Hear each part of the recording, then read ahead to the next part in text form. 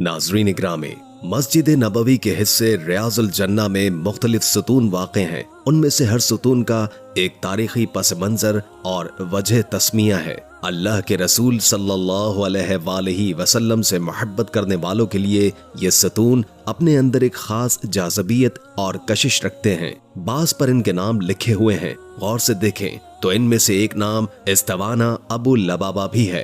ये सुतून अबू लबाबा से क्यों मंसूब है, आइए आपको बताते हैं।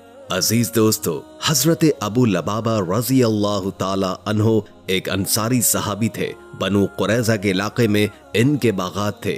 आल औलाद भी वहीं थी। इस्लाम से पहले ये बनु कुरैज़ा के हलीफ थे। इस्लाम लाने के बाद भी इनके साबिका ताल्लुकात और लेन देन बाकी रहा। यहूदियों ने ग़ज़वा खंदक या जंगे अहज़ाब में मुसलमानों के साथ जो बदअहदी और गद्दारी की, इससे क़ारीन सीरत खूब अच्छी तरह वाकिफ है। ग़ज़वा खंदक में मुसलमानों की फतह का तसव्वुर भी मुश्किल था।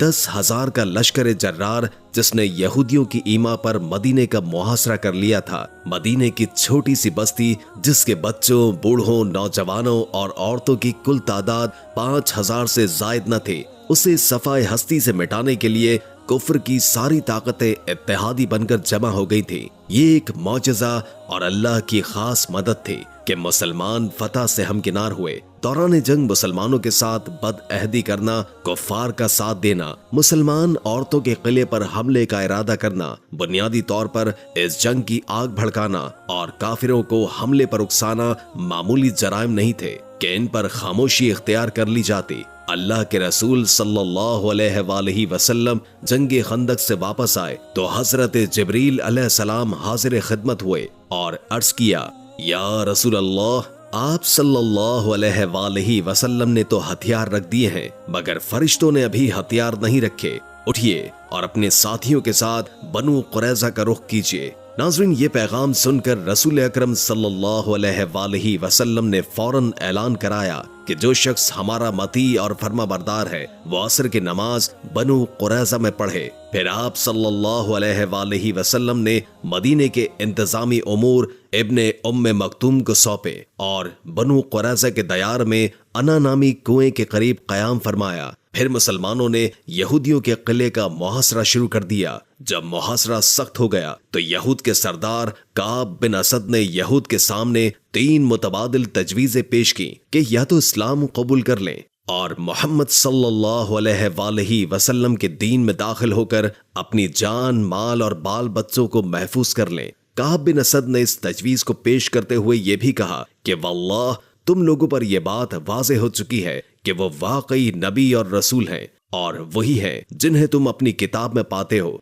इसके बाद कहा, या अपने बीवी बच्चों को अपने हाथों से खुद कत्ल कर दें या फिर तलवार सौंध कर मुसलमानों की तरफ निकल पड़ें और पूरी कुव्वत से जा टकराएं। इसके बाद या तो फतह पाएं या सब के सब मारे जाएं, या फिर रसूल अकरम सल्लल्लाहु अलैहि वसल्लम और सहाबा कराम पर धोखे से सनीचर के दिन पल पड़ें, क्योंकि उन्हें इत्मीनान होगा कि आज लड़ाई नहीं होगी। नाज़रीन, अहले यहूद ने काब बिन असद की इन तीनों में से कोई भी तजवीज मंजूर न की, जिस पर इनके सरदार काब बिन असद ने छल्ला कर कहा, तुम में से किसी ने माँ की कोख से जन्म लेने के बाद एक रात भी होशमंदी के साथ नहीं गुजारी। इन तीनों तजवीज को रद्द कर देने के बाद बनु कुरैज़ा के सामने सिर्फ हथियार डालने का रास्ता ही रह जाता है। लेकिन उन्होंने सोचा कि हथियार डालने से पहले क्यों ना अपने हलीफों से मशवरा कर लें, मुमकिन है कि मालूम हो जाए कि हथियार डालने का नतीजा क्या होगा। उन्होंने मशवरे के लिए अपने पुराने हलीफ अबू लबाबा बिन अब्दुल मंजर का इंतखाब किया।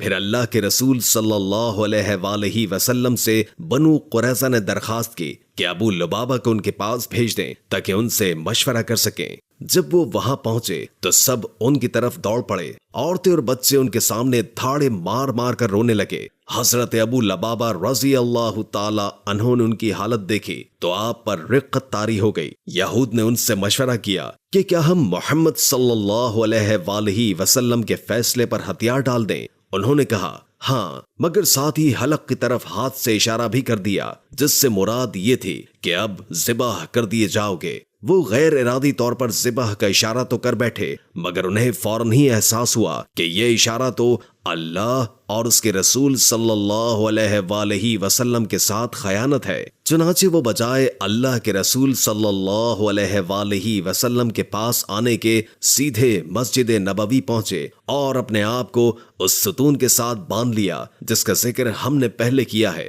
انہوں نے کہا، اب مجھے اللہ کے رسول صلی اللہ علیہ وآلہ وسلم ہی کھولیں گے، جس کا مطلب یہ ہے کہ جب میری توبہ قبول ہوگی تبھی میں اپنے آپ کو آزاد کروں گا۔ وہ مسلسل 6 دن اور 6 راتیں اسی ستون کے ساتھ بندھے رہے۔ ان کی بیوی نماز کے اوقات میں انہیں کھول دیتی اور نماز ادا کرنے کے بعد پھر باندھ دیتی تھی۔ ناظرین، حضرت ابو لبابہ رضی اللہ تعالی عنہ کے اس واقعے میں دوسرے بہت سے اسباق کے ساتھ ساتھ یہ سبق بھی موجود ہے کہ ایک شخص سے نادانی میں بلا ارادہ ایک فوجی راز افشا ہو گیا۔ اس غلطی کا اللہ تعالیٰ کے سوا کسی کو علم نہیں تھا۔ وہ چاہتے تو کسی کو اپنی غلطی کی ہوا بھی نہ لگنے دیتے، مگر یہ قوت ایمانی تھی، اللہ کا خوف اور یہ احساس تھا کہ میرا سمیع و بصیر اور دانائے قلوب پروردگار مجھے دیکھ رہا ہے۔ اسی احساس کے زیر اثر انہوں نے نہ صرف اپنی غلطی کا اعتراف کیا بلکہ اپنے لیے از خود سزا بھی تجویز کر لی اور اپنے آپ کو ستون کے ساتھ باندھ لیا۔ کسی بھی مہذب معاشرے میں گناہ کے معترف اور نادم شخص کے لیے لوگوں کے دلوں میں ہمدردی اور محبت کے جذبات جوش مارنے لگتے ہیں۔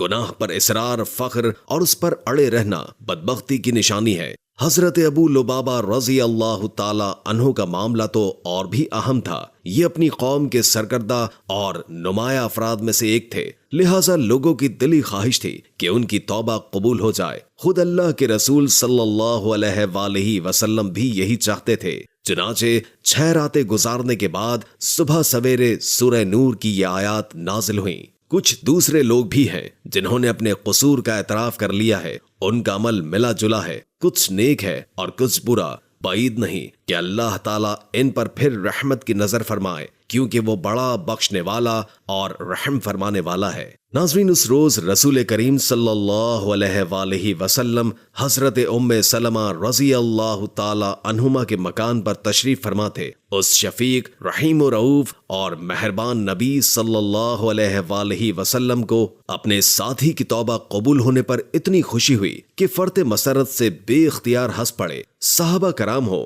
یا صحابیات یا امہات المومنین، ان کی جناب رسالت مآب صلی اللہ علیہ وآلہ وسلم سے محبت کا یہ عالم تھا کہ وہ اللہ کے رسول کی ایک ایک بات نوٹ کرتے تھے۔ ہماری اماں جان سیدہ ام سلمہ رضی اللہ تعالی عنہما نے آپ صلی اللہ علیہ وآلہ وسلم کو ہنستے ہوئے دیکھا تو عرض کرنے لگی کہ اللہ کے رسول صلی اللہ علیہ وآلہ وسلم آپ کس بات پر ہنس رہے ہیں؟ اللہ تعالیٰ آپ صلی اللہ علیہ وآلہ وسلم کو ہمیشہ اسی طرح ہنساتا رہے۔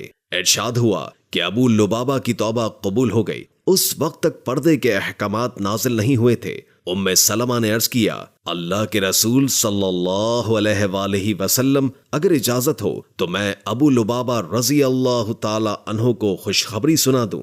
ارشاد ہوا، ہاں اگر چاہو تو سنا دو۔ وہ اپنے حجرے کے دروازے پر کھڑی ہو گئیں اور فرمانے لگیں، اے ابو لبابہ، تمہیں مبارک ہو، اللہ نے تمہاری توبہ قبول کر لی۔ ادھر صحابہ کرام کو یہ خبر ملی تو وہ ابو لبابہ کو کھولنے کے لیے دوڑے چلے آئے۔ اب ذرا دنیائے محبت کی یہ ادا بھی ملاحظہ فرمائیے کہ انہوں نے اپنی طرف آنے والے صحابہ کو فوراً روک دیا اور کہا، اللہ کی قسم، اب تو مجھے اللہ کے رسول صلی اللہ علیہ وآلہ وسلم اپنے دست مبارک سے آزاد فرمائیں گے۔ چنانچہ اللہ کے رسول صلی اللہ علیہ وآلہ وسلم فجر کی نماز کے لیے نکلے تو آپ صلی اللہ علیہ وآلہ وسلم نے انہیں خود اپنے دست مبارک سے کھولا اور آزاد فرما دیا۔